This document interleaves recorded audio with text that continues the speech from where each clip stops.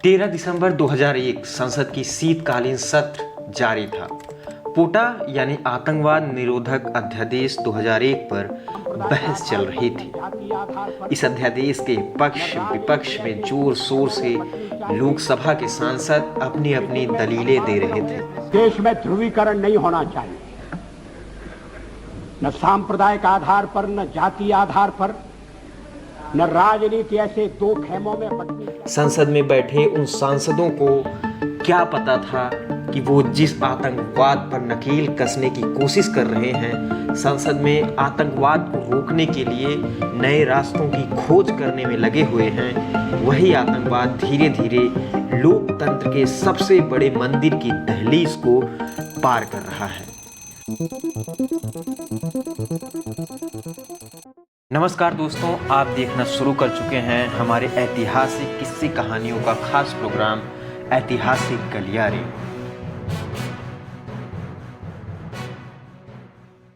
तेरह दिसंबर को रोजाना की तरह ही सुबह हुई थी।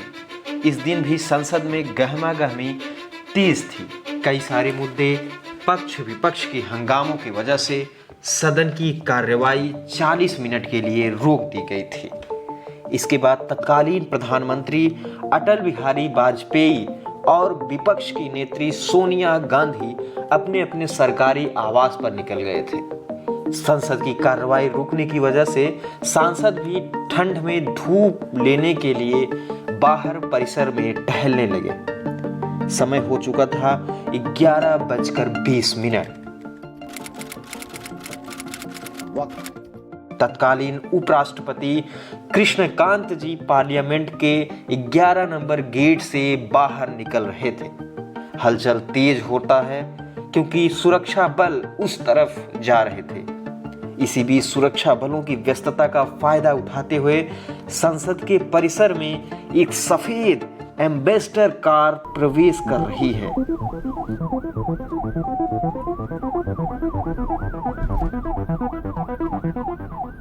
इस कार का नंबर था DL3CJ1527।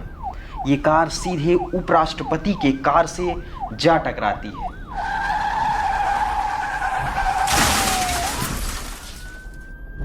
इस कार की रफ्तार को देखकर संसद के वाचन वार्ड ड्यूटी में तैनात जगदीश प्रसाद यादव जल्दी जल्दी बिना हथियार के इस कार के पीछे दौड़े।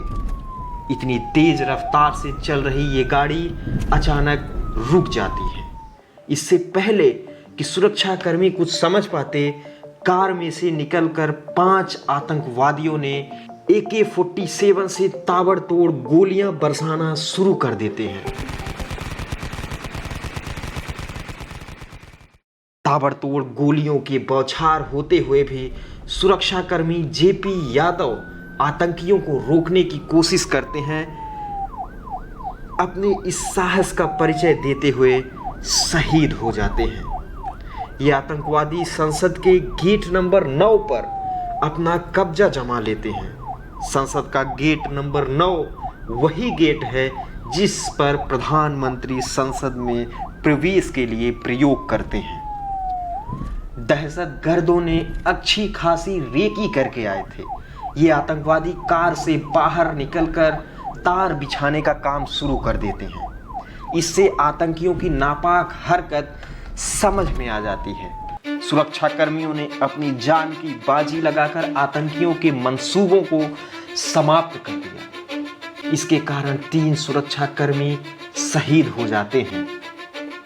संसद से प्रधानमंत्री और विपक्ष की नेत्री भले ही संसद से बाहर जा चुके थे, लेकिन अभी भी उस समय के तत्कालीन गृह मंत्री लाल कृष्ण आडवाणी सहित 200 सांसद और अधिकारी भी मौजूद थे।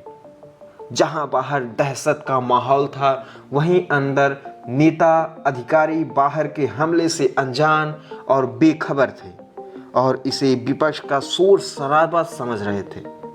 उन्हें यह पता ही नहीं था कि संसद के बाहर आतंकवाद का खूनी खेल दस्तक दे चुका है। अचानक उस समय संसदीय कार्यमंत्री के कक्ष में फोन की घंटी बजी। फोन पर बात करने के बाद प्रमोद महाजन के चेहरे बता रहे थे कि बाहर आ रही आवाज पटाखों और शोर शराबों की नहीं, बल्कि गोलियों और ग्रेनेड के जबरदस्त धमाकों की है। संसद के इन जबरदस्त धमाकों से चंद मिनटों में ही संसद में अफरा तफरी मच गई। कई सांसदों को वहां की सुरक्षित जगहों पर ले जाया गया।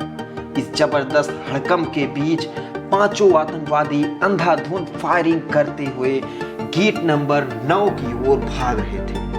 गेट नंबर 9 की तरफ पहुंचते इससे पहले सुरक्षा कर्मियों ने गेट को पूरी तरह से बंद कर दिया। आतंकियों के फायरिंग जारी थी, लेकिन सुरक्षा बलों ने जवाबी फायरिंग में 3 आतंकियों को जल्द ही ढेर कर दिया।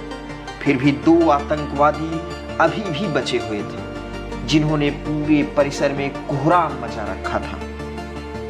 सुरक्षा कर्मियों ने चौथे आतंकी को भी मार गिराया। बचा हुआ एक आतंकी जो अभी भी खूनी कारनामे को अंजाम दे रहा था, वो गेट नंबर 1 की तरफ बढ़ता है। गेट नंबर 1 वही गेट है जहां से सभी सांसद और मंत्रीगण संसद भवन के अंदर जाते हैं।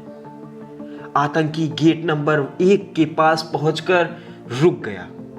हथियारों से भरे बैग और कमर पर विस्फोटक बांधे आतंकी अब मानव बम में तब्दील हो गया था। जब इसे लगा कि इसके सारे साथी मारे जा चुके हैं, पलक झपकते ही इसने खुद को उड़ा लिया।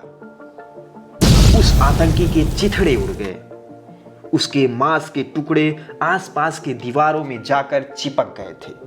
अभी भी सुरक्षा बलों को यह लग रहा था कि हो सकता है कि अभी भी कोई आतंकी यहां पर हो, क्योंकि अभी भी ग्रेनेड कुछ देर पर विस्फोट होते थे। 45 मिनट के करीब चले इस गोलियों और धमाकों के बाद एम्बुलेंस के सायरन की आवाजें गूंजने लगी।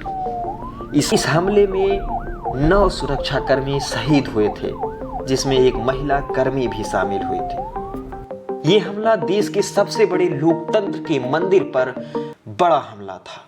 इसे तब के प्रधानमंत्री अटल बिहारी वाजपेयी ने एक चुनौती बताया। आतंकवाद के खिलाफ भारत मुंह तोड़ जवाब देगा। अभी ये पता नहीं था कि ये आतंकी कहां से और किस योजना के तहत आए हुए थे। सौ और बैग से मिले सबूतों ने पूरा मामला समझा दिया था। इससे ये साफ हो गया था कि इसके पीछे पाकिस्तान के नापाक इरादों का हाथ है। 2 दिन के अंदर दिल्ली पुलिस ने हमले के पीछे मास्टरमाइंड का पता लगाकर उसे अरेस्ट कर लिया।